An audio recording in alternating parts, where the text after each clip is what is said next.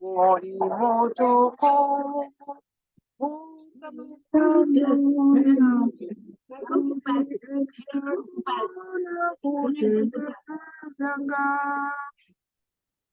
Oli mutukuvu wakisa w'amaanyi Katonda fuga ebintu byonna. Oli mutukuvu no. Bamalayika bakusiira nnyo.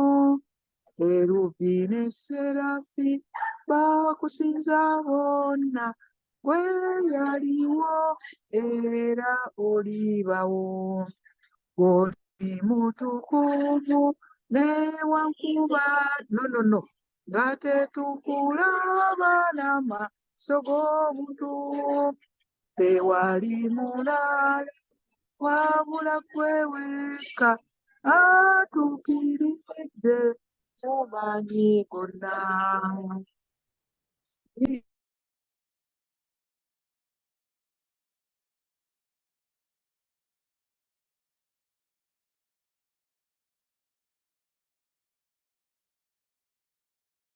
Amiina. Mama Namuyanja weebale kutendereza. Amiina, kayiseemu munsonyiwe. Wabawo omulala atendereza, ayinza okutendereza. Okay, mukyalo okumuwo yazze.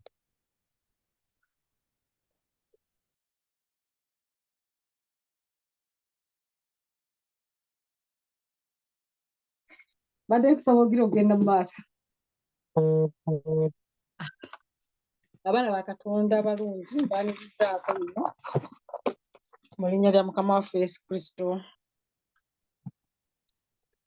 Amiina. Okay, madde nga nti wandi mu mme. Amiina. Nsaba kwetonda.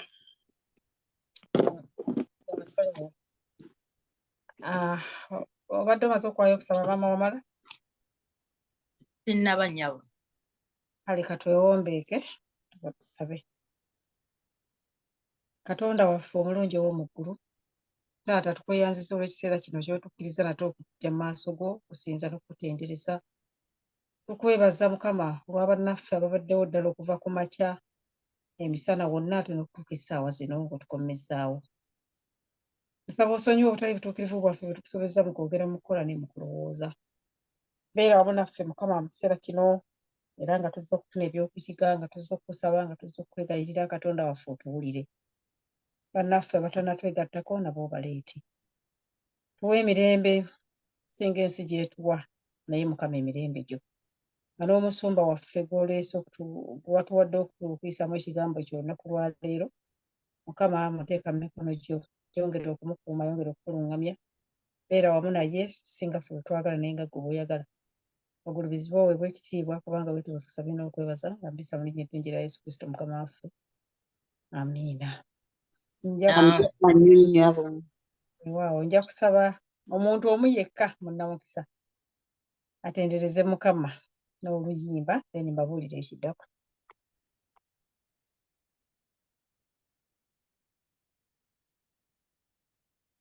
Tewali yeeteeseteese kutendereza. Amiina, genda mu maaso maama wamala. Mu maaso ga Yesu abagulibwa kibiine kinene bayimiridde bayimba nti eyatulaza yekka aweebwe ekitiibwa emirembe gyonna. Tumuwe ekitiibwa Yesu, tuyimbe ensi esanyuke, mujje eri Kitaffe n'Omwana Yesu, aweebwe ekitiibwa emirembe gyonna. Yesu ffeffena twandifudde bufi, naye watwagala bwe twali ababi n'otusasira ffe n'otutukuza oweebwe ekitiibwa emirembe yonna tumuwe ekitiibwa Yesu tuyimbe ensi esanyuke mujje eri kitaffe n'omwana Yesu aweebwe ekitiibwa mirembe gyonna. Amina nnyo.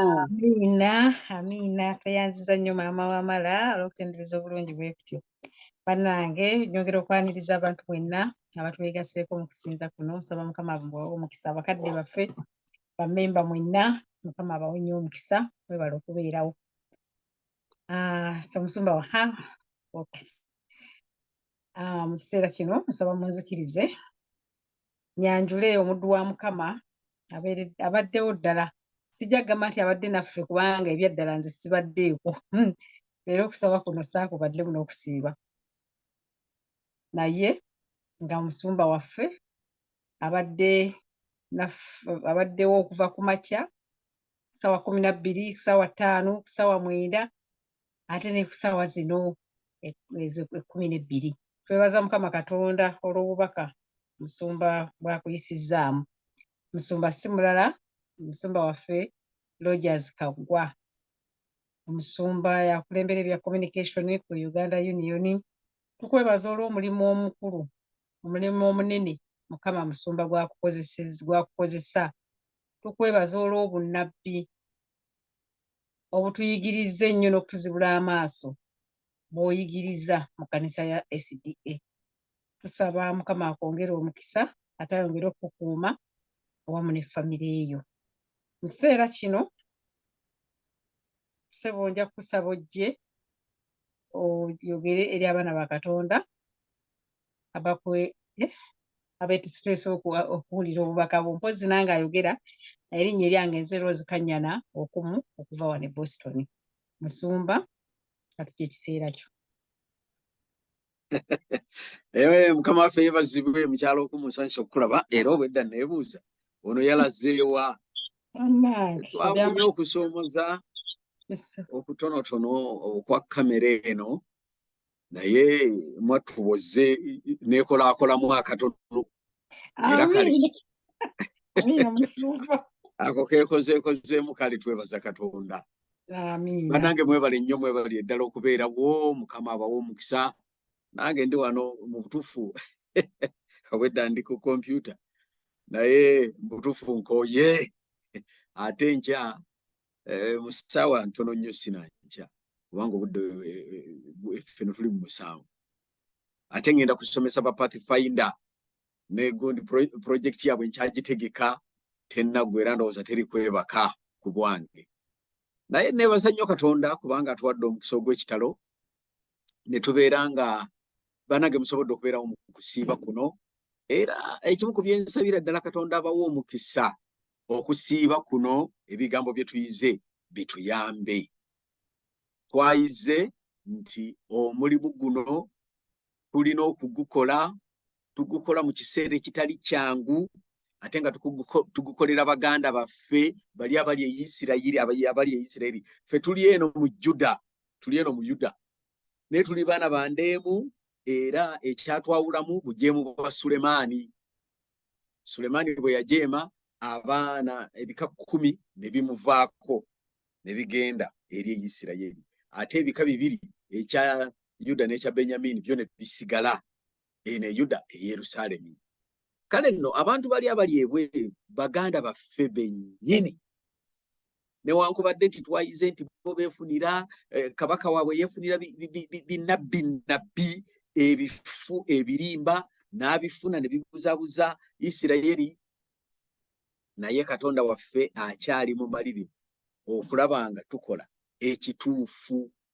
Bannabbi abo twabalabye, era tubalaba olwaleero tubalabira ddala mu nsi muno nga bye bakola tebitegerekeka. Mwalabye oli omwana gwe baabuzabuzizza, omwana muyivu bulungi, naye n'olaba omwana ng'agamba nti ani guyu nabbi mbonye, tamanyi Eriya, tamanyi Isaaya, tamanyi Ibulayimu. Bannange, baganda baffe abali mu Isirayiri nga bali bubi, naye ffe abali eno mu Yuda Katonda yayogedde naffe ebigambo nga by'amaanyi nnyo, n'atuwa kabaka omulungi gwe bayita Asa. Asa n'akola omulimu omulungi, naye raba ng'amaze okukola omulimu omulungi yeesize Katonda, ate ku ddakiika esembayo Asa n'atutta.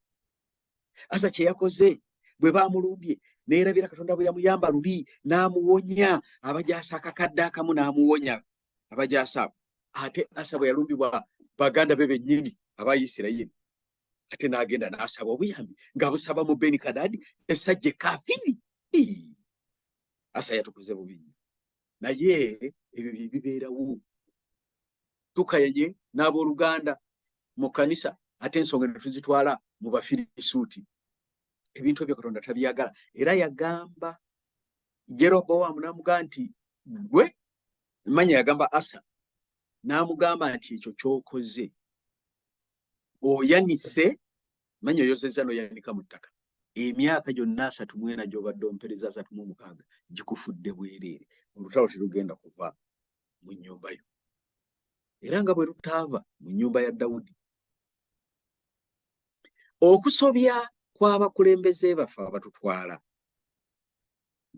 kutadde obuweereza mu matigga. Dawudi bwe yasobya enju ye yajjula musaayi. Sulemaani bwe yasobya Isirayiri n'eyawukana ne Yuda. Asa bwe yasobya ne wabaawo olutalo, abantu abali wansi always be babonaabona. N'olwekyo Katonda bw'akulonda ng'oli mukulembeze, manya nti olina effect nnene nnyo gy'okola ku bantu b'okulembera. Entalo zijja kubeerawo olw'okuba gwe omukulembeze okkiriza entalo zibeerewo. Obuzibu bujja kubeerawo okuttingana, n'ebizibu ebirala byonna bijja kubeerawo. Naye Katonda atuyise ng'Abadventist mu kiseera kino tuyimuke ng'abasajja. Azaliya, waliwo n'omusajja omulala baali bamuyita Yekaziyeeri, asangibwa mu ssula ey'abiri ekyokubiri eky'ebyomumirembe. Katonda atuyise tuyimirirewo, twogere ekigambo mu mazima, era tutegeeze amazima agali mu nsonga eno. Olwaleero manya nga tumaliriza okusaba n'okusiiba kuno, ŋŋenda kwogerako nammwe ebigambo bye nalabye nga biri eyo mu nsi gye muli. Ekyokubiri nga mu butuufu byeraliikiriza. Era ebigambo bino waliwo we nabisomye n'abalala ne mbeebuuzaako, ne ndowooza nti kyandibadde kya buvunaanyizibwa okwogera ebigambo bino nammwe bannyabo ne bassebo. Era nga tugenda okubitandika, katuweeyo okusaba. Katonda Kitaffe omukulu ow'omu ggulu, buli lunaku obaako ebigambo by'ogamba abantu basobole okumanya biki ebiriwo. Mu biseera byaffe eby'obulamu n'obunnabbi tuyize ebintu bingi ne tulaba n'ebintu ebigenda mu maaso mu buseeno. Naye bye tulabira ddala bituukidde ddala ku ntikko yaabyo, era obudde ku nsi kuno tububala nga tetukyabulina. Naye kye tusinga okutya era ekisinga okutweraliikiriza kye kigambo eky'ekiseera ky'otuwadde okwenenyezaamu, ekiseera eky'ekisa. Tuwa amagezi ng'okyali ku ntebe ey'ekisa, tubeere nga tukola okusalawo okuli siriyasi, tukole ekituufu ng'obudde bwe butuweddeko, mu linnya lya Yesu Kristo Mukama waffe. Amiina. Amiina. Bannyabo ne bassebo, waliwo ekigambo kye tuyita ekiseera eky'ekisa, the time of probation.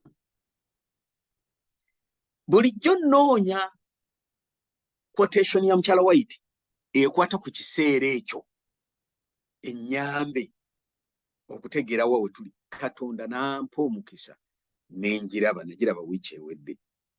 quotation eno naginoonyeza ebbanga nga neewuunya lwaki sigiraba naye mwe mumanyi bulungi baganda bange ne bannyinaze nti nno mu biseera covid we yajjira kino nakyogerako nammwe setaani yalabikanga awangudde amakanisa ne bagaggala ne tutuula eka eno ewaffe mu Uganda baatuwa ebijanjaalo n'okutuusa kati bye tukyewuunya kyensuubira mu kyalo okumu tewali eno waffe simanyi oliwa gye wali naye ng'ebijanjaalo kiro emu ng'ogifumbisa kutiya y'amanda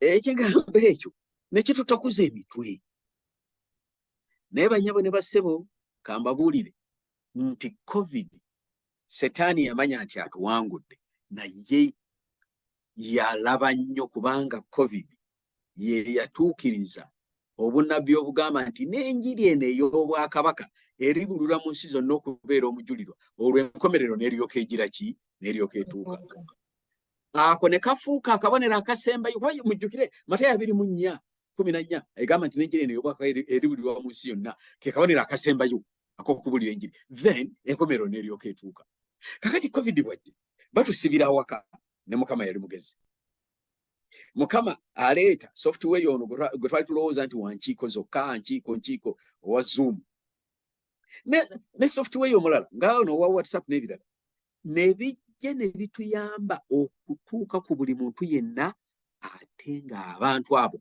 bali waka tebalina gye balaga babasibidde waka nga tebalina kyakola balina okuwulira ekigambo. Amiina.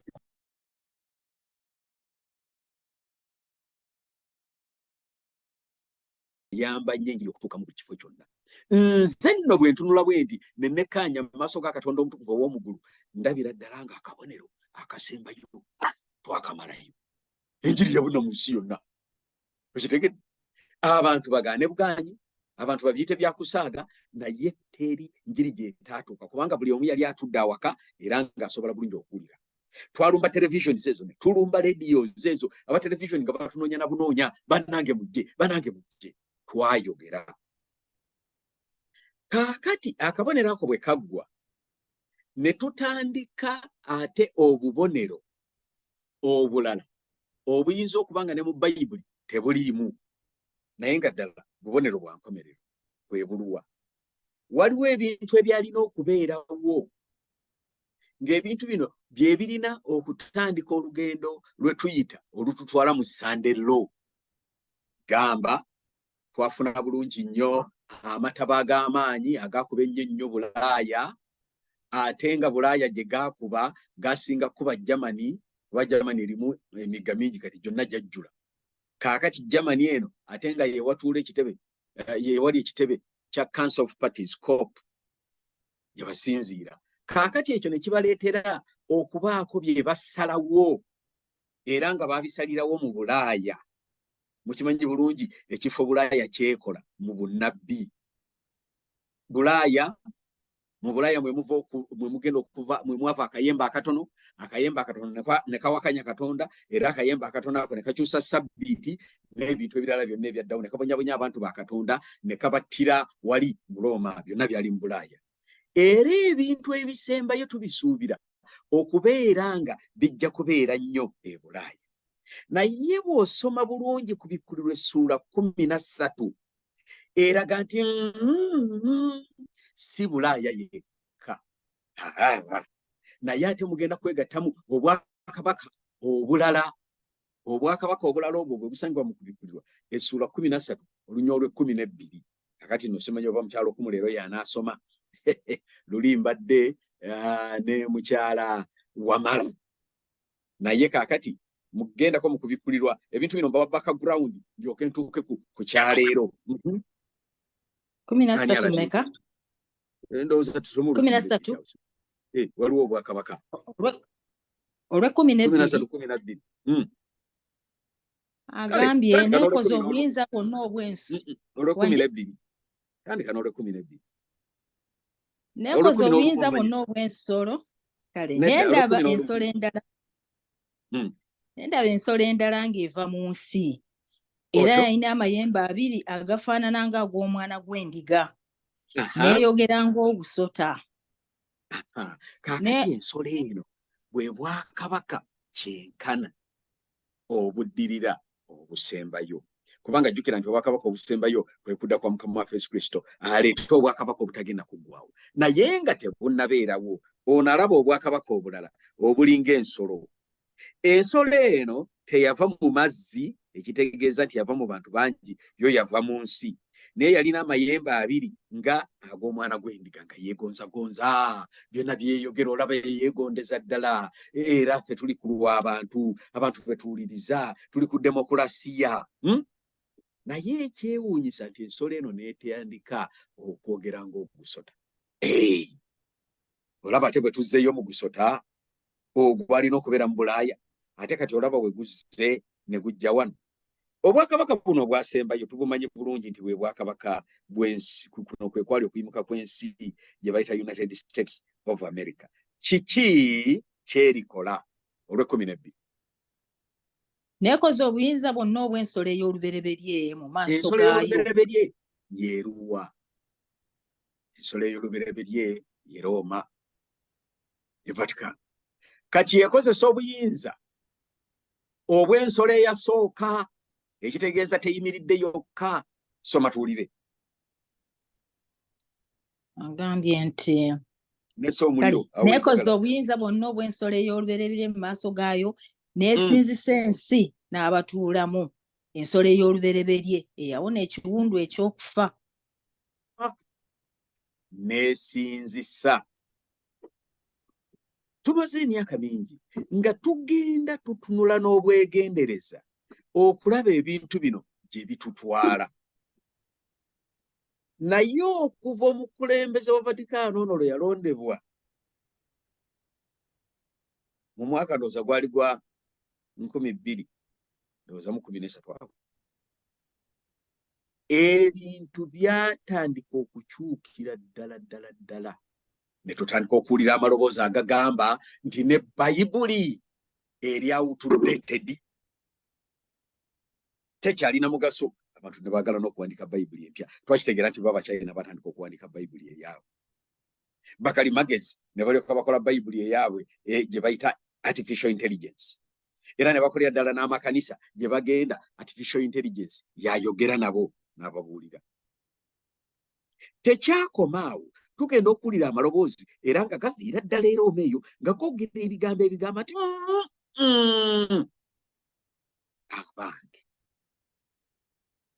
abantu abali b'ebisiyaga nabo baana ba Katonda.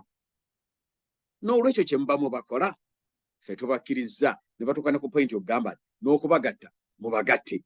Era ne wabawo akacyankalano mu babishops ab'e Uganda ne mu nsi ez'abaddugavu. Ebintu ne bigenda nga bitambulira ddala nga bigenda bwe bityo, nga tuwulira amaloboozi ag'amaanyi agava ne mu Bulaaya eyo mu Bungereza nga baga nti lwaki Katonda tumuyita he? Katonda tayinza kuba mukazi. Kati mulekerawo kumuyita he oba she, kati tumuyite it. Ne tuga nti banna abantu babadde ki bano nga batabuse? Tutandika okuwulira amawulire, amaloboozi amalala agamaze emyaka nga gaga nti naye abantu ensi eno ng'eri mu kubonaabona n'okukoowa, okugitulugunya ennaku 7 mulamba. Lwaki ensi tewummulamu olunaku lumu waakiri? Tutandika obiwulira e Rwanda wano bagamba abantu temuddamu okuvuga eggaali ku Sande. Manya emmotoka ku Sande, emmotoka zonna muzitereke, olunaku lwa Sande lubeere lwakuwummula n'emmotoka ziwummule. Kaakati muvugenga magaali. Ndaba bwe munaavuga amagaali mujja kola exercise mubeere n'obulamu. Yeereeta mpola, maloboozi gajja mpola, gatambula mpola naye nga gayita Sande. Tuba tuli mu COVID omwo ne batandika n'okugamba nti abange nti mugalireewo ddala ku Sande. Okitegedde abantu basobole okufuna ekiseera ekyokuwummulako ekimala, kubanga ne famire zaabwe ziri stressed, kubanga abakozi ku Sande bagenda ne bakola factory muzigalewo. Ekintu no kyeyongerera ddala okubeera serious. Banyabo ne basebo amaloboozi ago gaba gakyaliwo. Mu Amerika eyo ne tufuna mu Bungereza ne wavaayo omukyala gwe bayita Rothschild, Lady Lynn Rothschild. eno Rothschild yamu ku family enkadde nnyo ezifuga ensi eno era actually ndoza be basinza ne ssente mu nsi yonna.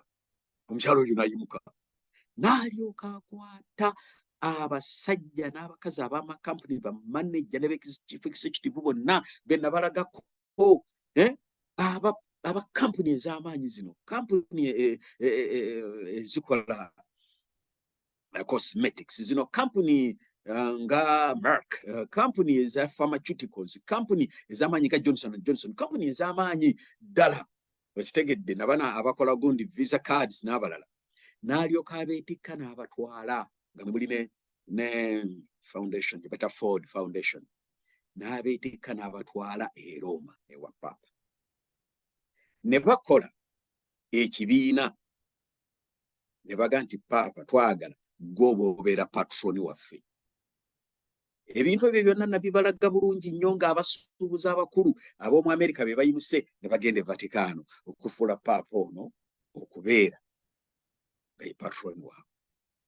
Tutandika okulaba mu byafaayo ate bitutte emyaka emitono ennyo nga Looma etandika okufuna amaanyi agatali ga bulijjo.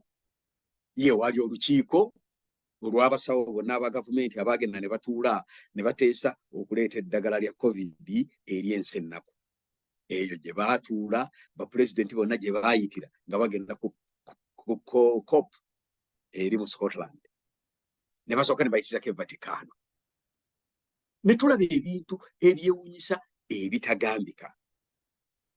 Bannyabo ne bassebo. Ate we twogerera nga yunivasite ey'omu Vaticaano fene waffe yeweerera n'abantu abeeteefuteefu okusoma agriculture ne basoma ebimeremere ebifu bino bye batuwa bi genetically modified organisms ebisse ettaka lyaffe Uganda wano era ng'abantu tugenda kuvanjala olw'ettaka lyaffe kala okufiira ddala. Gye bayigiririza okufuuyira omuddo ne gukala ate ne gwonoona ettaka ate bwe gufubutukayo guba musunguwavu emirundi egisukka mu 5. Kati n'okakiba okwongera okufuuyira. Ebimeremere bino byonna ebirwazizza abantu Kkookolo n'endwadde ez'enjawulo byonna ekitebe kyabyo ekya Food and Agriculture Organization ogenda kukisanga Looma. Looma n'efuna amaanyi agatagambika. Ekyawandiikibwa kino kikiva kisobola okujja ne kigamba nti nno ensolo eno bwe yajja yayogeranga yalina amayembe ng'ag'omwana gw'endiga nga tugisuubira okubeera ennungi okuupholdinga constitution okuupholdinga rights z'abantu naye ekitujja enviiri ku mutwe eyogera nga ensolo. Ekyawandiikibwa kino kigenda okutuukirira mu kantu ke njagala obbalagako katono mukalowoozeeko. Ensi ya Amerika okusinziira ku Bikulesula 13 ye yaweebwa okukola ekifaananyi eky'ensolo eri gye bayita Looma. Ekitegeeza nti Looma egiwa ebiragiro byonna byegenda okugoberera. Era tubirabyeko. Abalokole abeeyo basajja nga ba Pat Robertson, abasajja nga ono omwana alina ekkanisa ennene ennyo mwerabidde omuvubuka oyo omuto so taata yali mubuulizi wanje ali eyo mu Amerika alina ekkanisa nnene nnyo omuvubuka oyo omuto naye kati akuze of course Joel Austin n'abalala bonna. Abantu abo baayimuka ne Rick Warren naye yalimu ne bayimuka ne bagenda wa Papa ne ba pledging allegiance gyali. Era Joel Austin yayogera ebigambo ebyatutiisa bwe yagamba nti bannange nze bwe nabadde njogera sirabanga muntu ayogera bulungi ngoyo. Waliwo n'omulala Omuyisirayiri manya Omuyisirayiri ali eyo bannange mwerabidde balwaki erinnya liŋŋenzeeko nabadde sibiwandiise yagamba nti nze bwe natudde ku bigere bya Papa nabadde nga actually George Bush ye yennyini yaga nti bwe natunudde mu maaso ga Papa nabadde ndaba mu maaso ga Katonda. America Protestant n'etandika okugweramu ddala amaanyi. Obama bw'akyalayo ebifaananyi saabirese singa olaba engeri gye yali ayogera ne Francis. Wandibadde olabira ddala nga Francis ayogera ng'Obama awuliriza buwuliriza. Njagala okubategeeza bwe yatuukako wano ewaffe e Kampala, ab'ebyobufuzi bonna bassa ku bbali enjawukana zaabwe, bonna ne bagenda e Namugongo ne basisinkana era ne basikaŋŋana mu mikono, ne tusanyuka nnyo okulaba ng'omukulembeze w'eggwanga asika mu Besigye ekiseera ekyo yali opponent wasinga okubeera ow'amaanyi nga basikaŋŋana mu mikono, naye nga Papa yekka yasobodde okikola. Baganda bange ne bannyinaze, ebintu ne bigenda nga bikula mpola, kati bibadde bisiriikiridde, kati ate ne tuwulira ebigenda okugwa mu nsi yammwe. Kati ngenda kusharinga screen wa ndabe ebigambo bino nsobole okubisoma, n'olwekyo host nsaba okkirize nsharinga screen wabeewo obuntu buno bwe tusoma, oba host wange nga yoli nzikiriza nsobole okusharinga akantu kano, oba si ekyo nja kakibwa okukasoma obusomi, naye bwe nkasoma kaba katawaanya byenkola wano. Host kiri kityawa nzikiriza.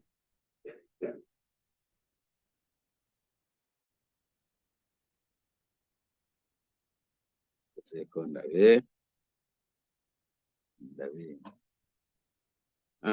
kamala okunoonya host wange wano.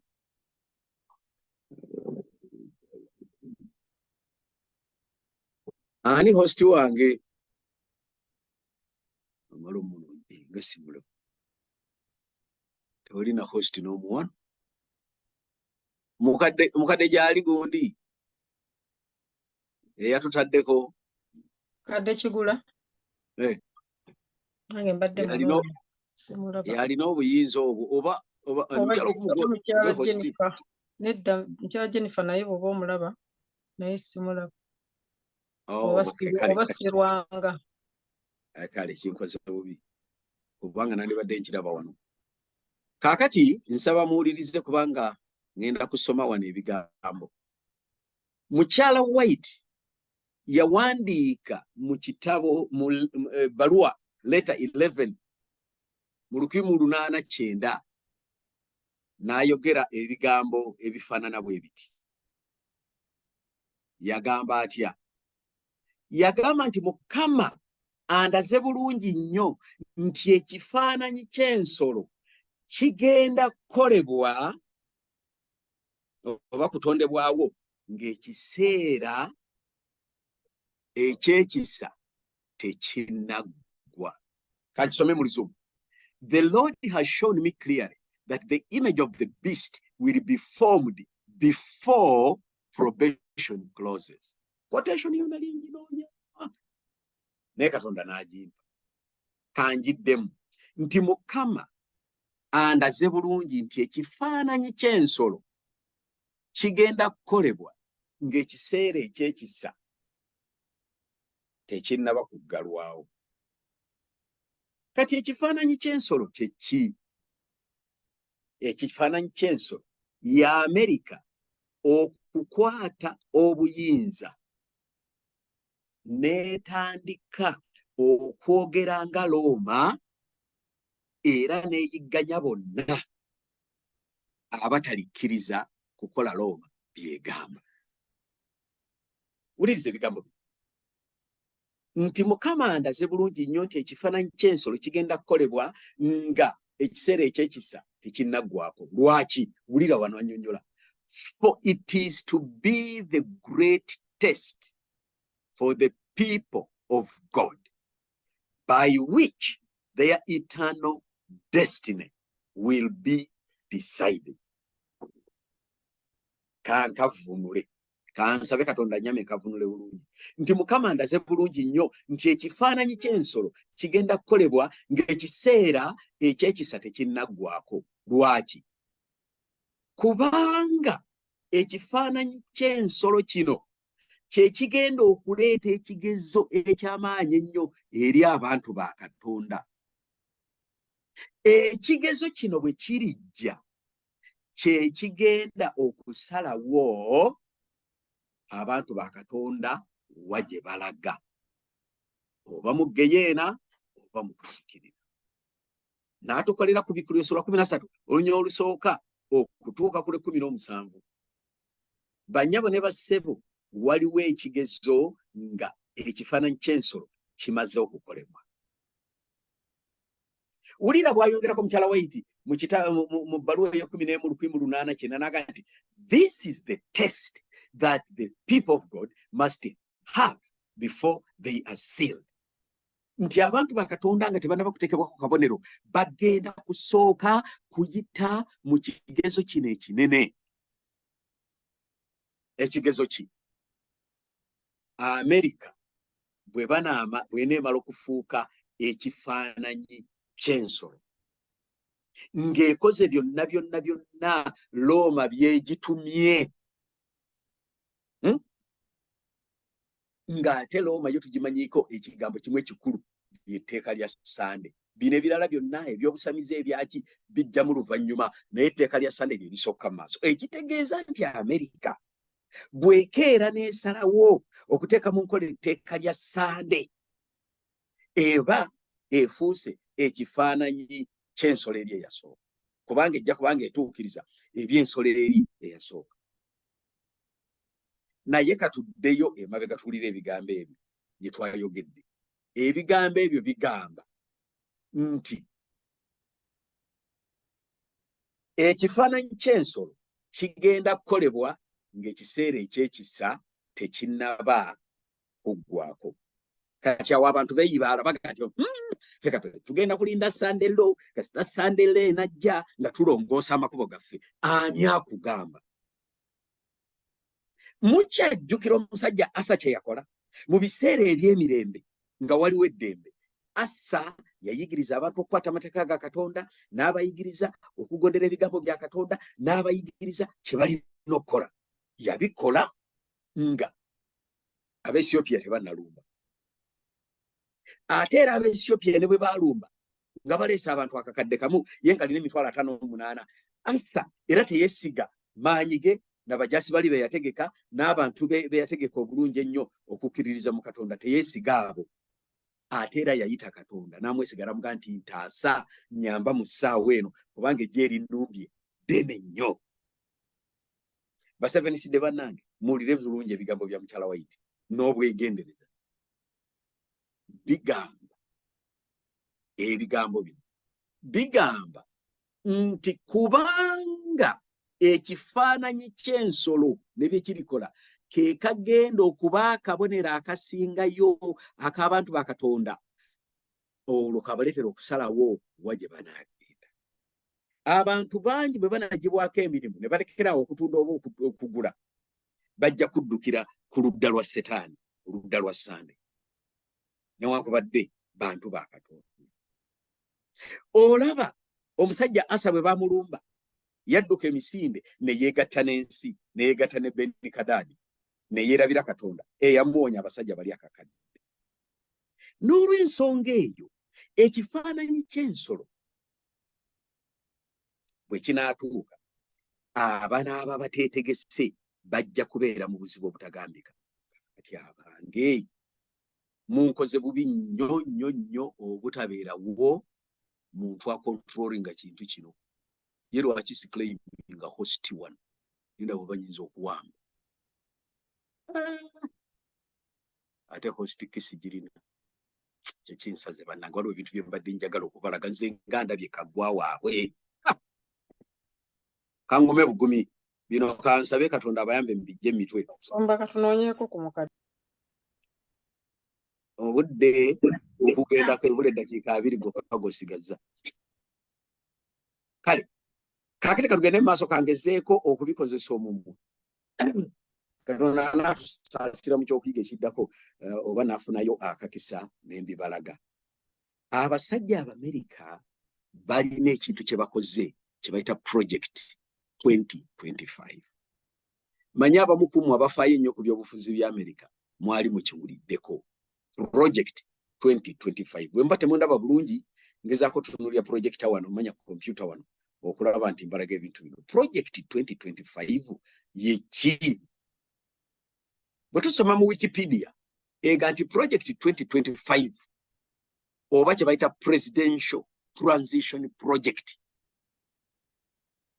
ze policy ezaategekebwa mu peegi 9 nga za kukyusiza ddala gavumenti ya America gye bayita federal government singa abasajja ba Republican bawangula mu 2029 obululu nti bwe bana enteekateeka eno bagiteekawo mu 2022 era nga recruitinga 10,000 z'abasajja be bayita ba conservatives n'abakazi bajje Washington DC bajjewo kaakati abantu bonna abali mu federal government, federal civil service babajjewo kubanga ba Republicans bagamba nti bano abasajja ba deep state era nga president yenna n'alondebwa nga Republican olwo bajja muwa omulimu ogutagambika naye olwokubanga abakoze project eno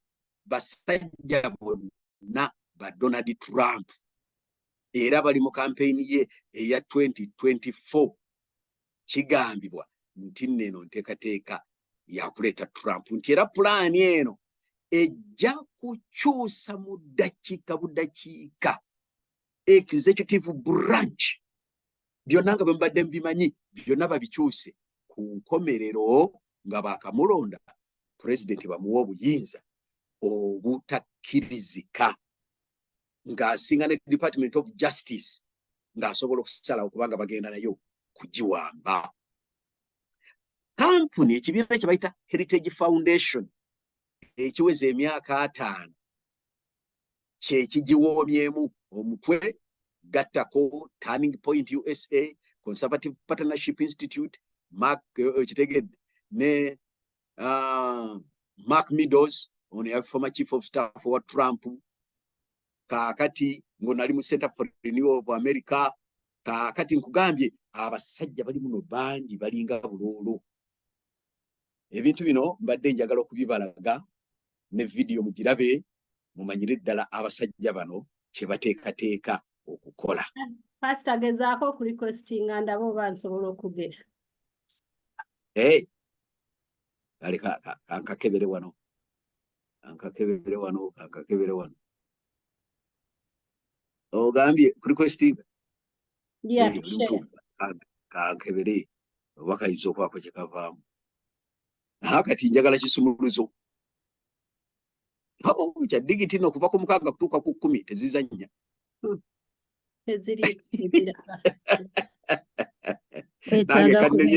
Kakati guma ngenda kubagira ngenda kubibawa naye zino eddakiika zo ziweddeko kati saagala kubalwisa kubanga nange no ngenda mu ssaawa 8 banyabo ne bassebo njagala muddeyo mu Google muddeyo mu Wikipedia muddeyo mu Kebere gundi eyo tugiyise ekikozi operation 2025 okitegedde project 2025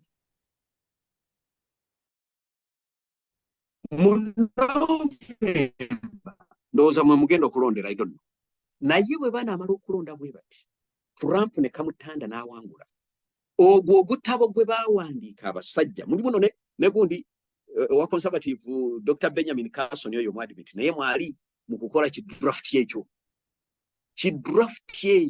kyogera ku bintu nga 3 ebikulu ennyo bye mwetaaga ndowooza okutegeera kyogera ku byebisiyaga nekiga nti kigenda kutta abasiyazi bonna n'okubajja mu Amerika ekyo simanyi bwe baraakikola kyogera ku banoonyi b'obubudamu abaliyo nti bagenda bakuŋŋaanya bonna amagye gagenda kuyiika buli wamu wonna abanoonyi b'obubudamu bonna babeetiike babatwala eri Texas okumpi n'ensalo oba ndowooza Texas ekumpi n'ensalo babatwale naye ekyokusatu mulimu ebya climate change bye nabanyonyolako naye ekikulu kye nalabyemu nti baagala okufuula America enkrisitayo era Trump agambye nti ezo video ze bijja okulaba oluvannyuma agambye nti America erina okuddayo okufuuka enkristaayo.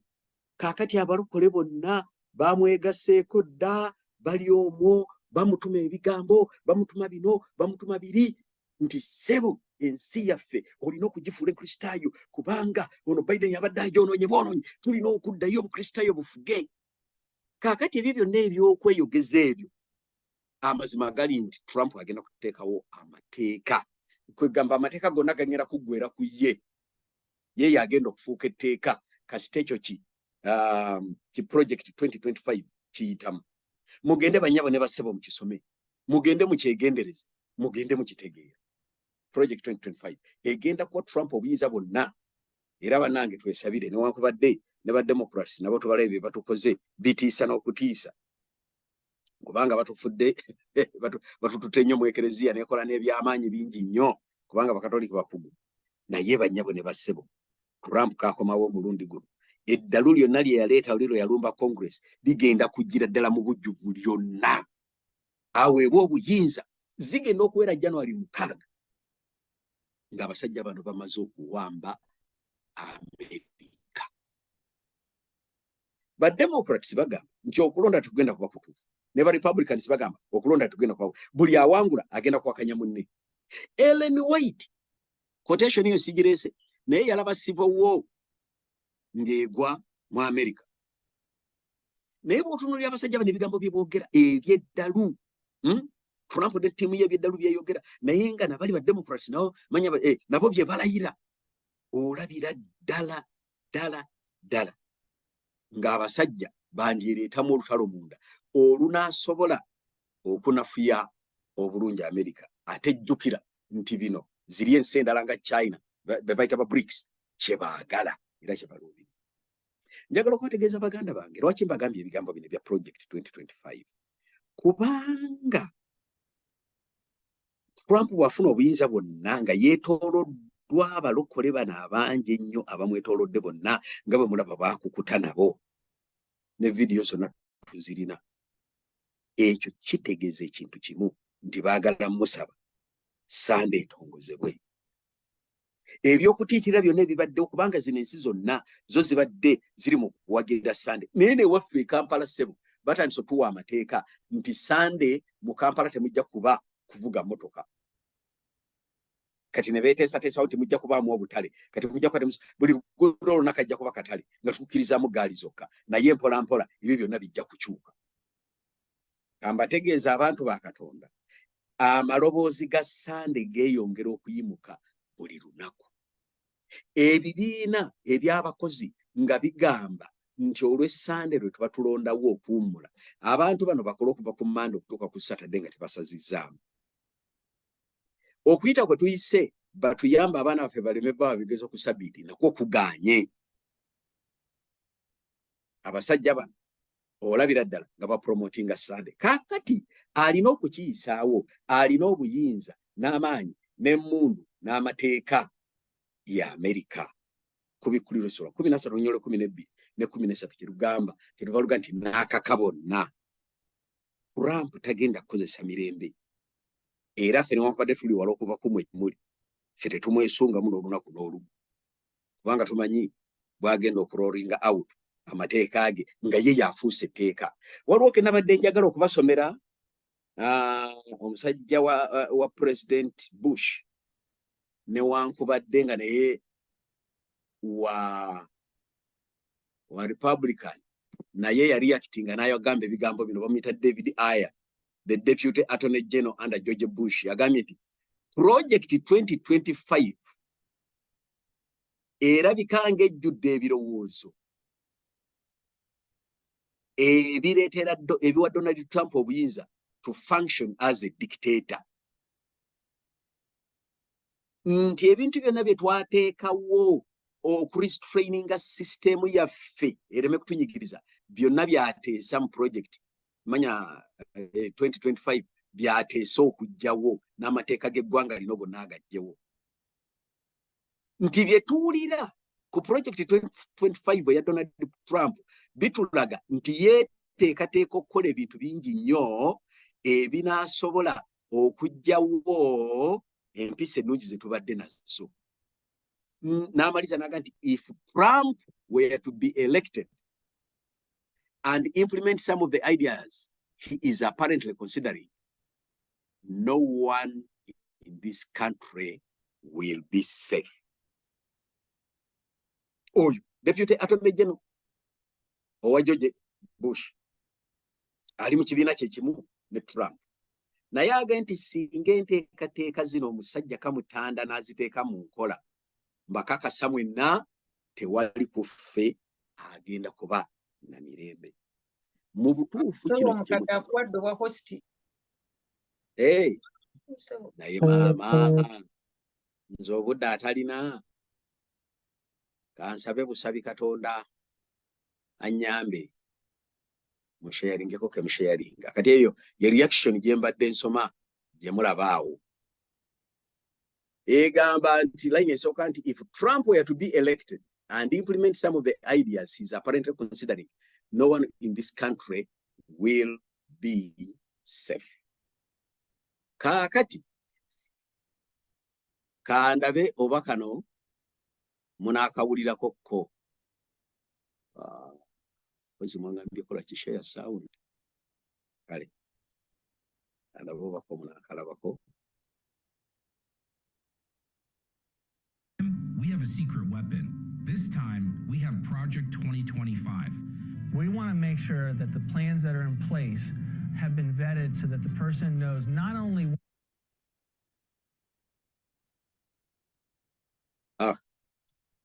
Nsonyiwe. Mbadde ngezako kwongeza ddoboozi. Naye mubadde muwulira. Sumba tubadde tuwulira so. Kale, katukaddemu. We have a secret weapon. This time, we have Project 2025.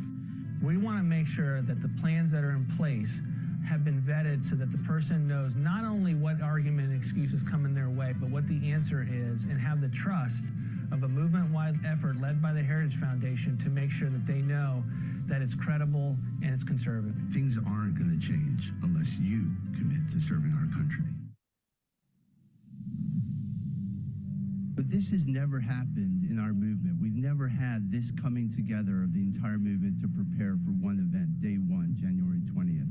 Some of what we look to do here is lead the way and have urge a president to lead the way in changing the law. I can attest to the, to use Ed's word from earlier today, the ecumenical nature across the conservative movement of this whole effort. And that only makes it stronger. There's a battle plan, plans, and giving them the battle plan. Urge a president to lead the way in changing the law, the ecumenical nature across the conservative movement of this whole effort. The bottom line is that we need to have an army of conservatives ready to march in day one. Project 2025.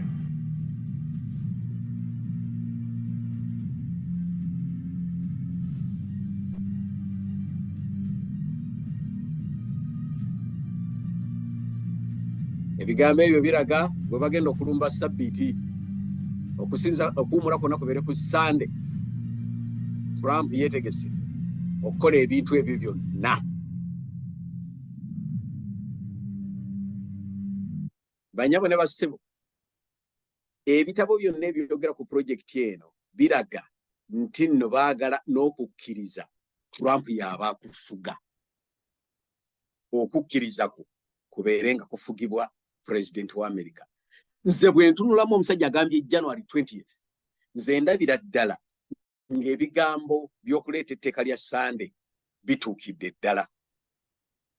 Kubanga Omwoyo Bonna byayogera ebigambo mu volume ey'omwenda ey'akatabo Testimonies ku page 11 agamba nti the final events will be rapid ones. Ebintu ebigenda okusembayo bigenda kudduka ku speed y'amaanyi.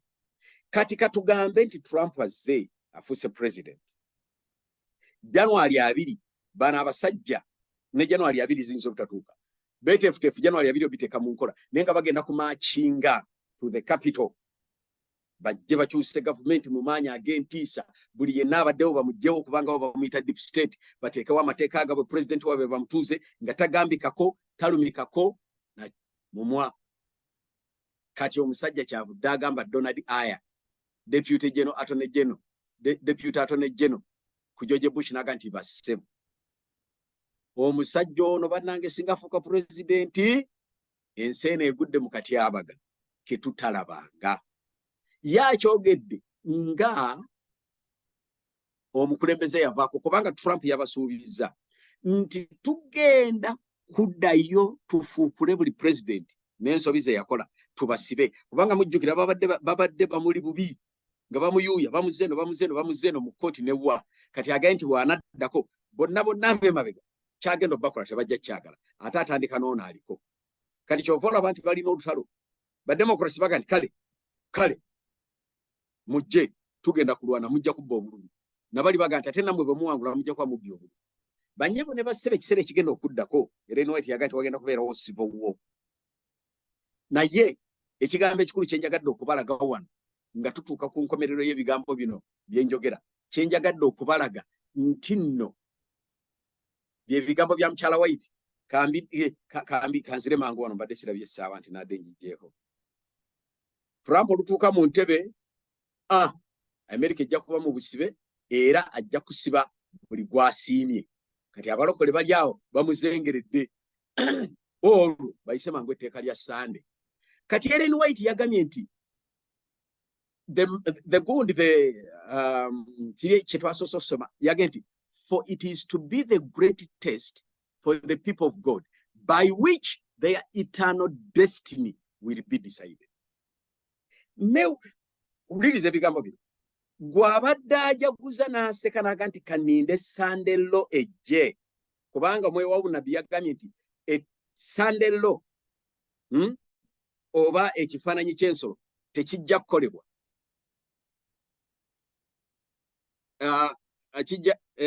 kijja kukolebwa nga ekiseera ekyekisa tekinnaggwako kati gwagamba nti kaninde Sunday law etuuke ndyoke manye nti ekiseera kyekisa kigenda kuggwako ekiwandiiko kino kigamba nti ekifaananyi ky'ensolo ne bye kigenda okukola kye kigeso ekinene ennyo eri abantu ba Katonda we balisalirawo wa we baligendera wa gye baligenda oba baligenda mu geyeena oba baligenda mu ggulu kati bw'obanga okujja kw'ensolo eno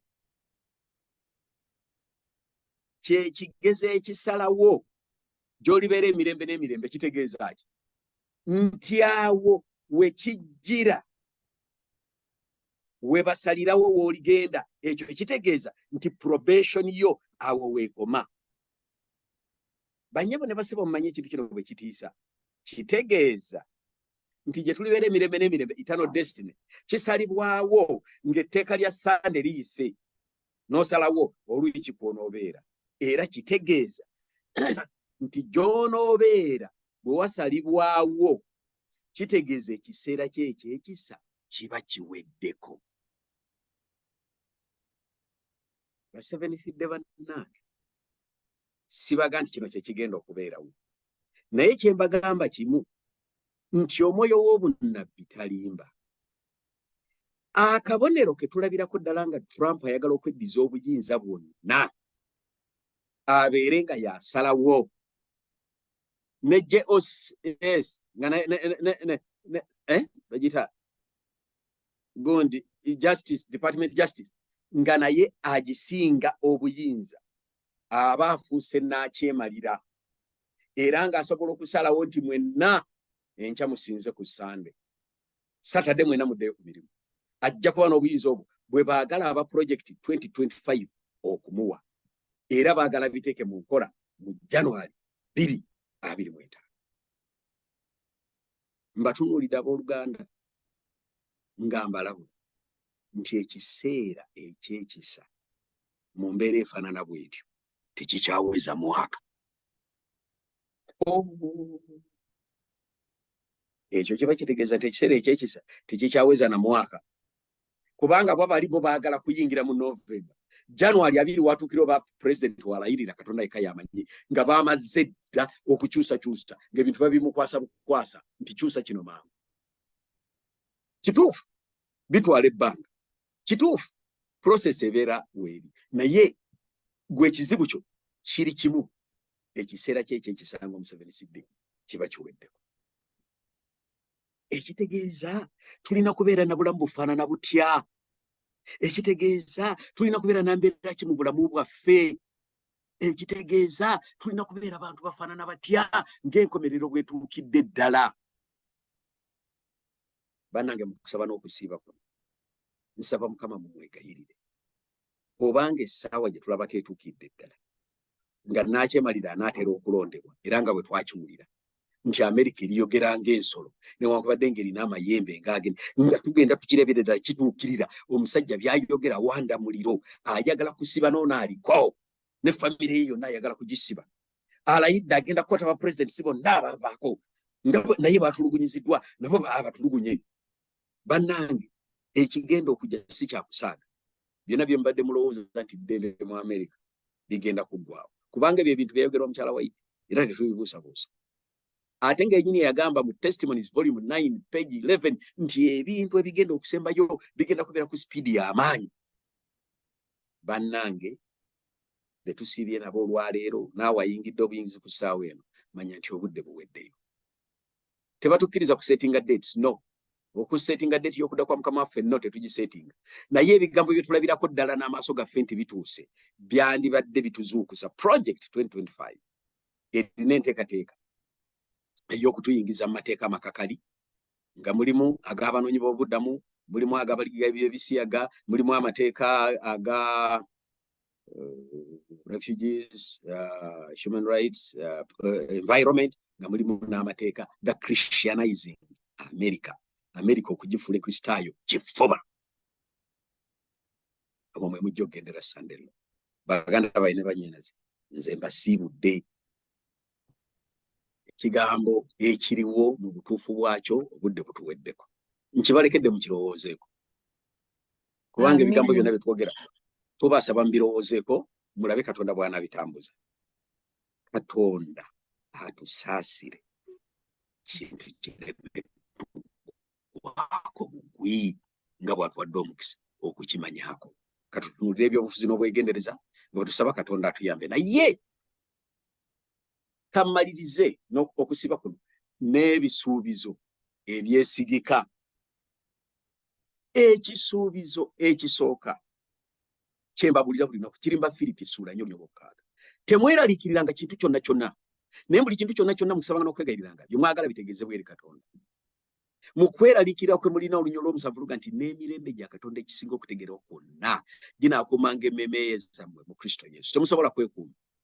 Yesu yekka yasobola okubakuuma. Temulina kye mujja kuyinza mmwe basabe nfidde mmwe mbalabula era muleme kwegeziwaza wadde okukola ekintu ekirala kyonna kubanga Peetero amanya Pawulo yayogera mu Nyoole 13 mu ssuula y'emu ey'Abafiripi 4 nti nnyinzizza byonna ku lwani olw'oyo ampa amaanyi. Si lwa kusoma kwange, si lwa magezi gange, naye nnyinzizza byonna ku bw'oyo ampa amaanyi. Olunnyo 13 olw'e19 n'alyoka amaliriza nti n'olw'obugagga bw'alina mu Kristo Yesu Mukama wange anaabawanga byonna bye mwetaaga, oba bukumi bwe mwetaaga ajja bubawa, oba kutegeera bunnabbi buno ajja kububawa, oba kubamanyisa bigenda kubeerawo ajja kubibamanyisa, oba kuwangula nsi eno bwe munaamusaba ajja kubamanyisa ensi eno. Nsaba Mukama bannange abawummuse muleme kweraliikira wadde okutya naye mumanye nti obudde buweddeyo mukole omulimu gwe nga temwemulugunya ate ng'omukono temugussa kubanga obudde buggwereddeyo ddala. Mukama atuwe omukisa tutunuulire ebyobufuzi nga bwe bigenda nga bwe twekkanya ebigambo by'omwoyo w'obunnabbi mu linnya lya Yesu Kristo Mukama. Amiina.